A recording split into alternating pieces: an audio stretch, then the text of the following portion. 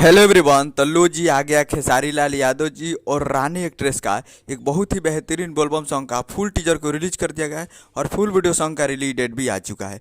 और इस गाने को लिखे हैं कृष्णा बेदर्दी जी और इसे गाए हैं खेसारी लाल यादव जी और शिल्पी राज जी।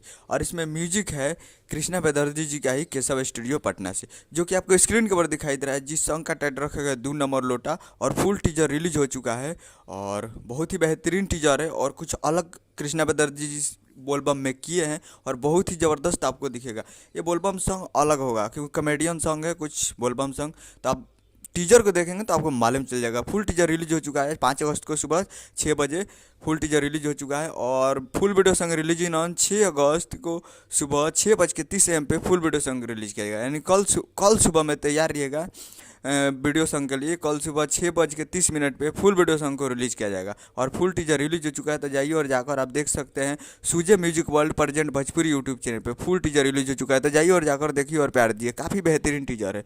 जाइए और जाकर देखिए। उम्मीद करूँ कि वीडियो अच्छा लगा तो चैनल को सब्सक्राइब बेल आइकन प्रेस कैसे खेसारी लाल यादव जी के लेटेस्ट लाते रहे। वीडियो अच्छा लगा तो वीडियो को लाइक कीजिए। मिलते हैं अगले वीडियो में, तब तक के लिए जय हिंद जय भोजपुरी।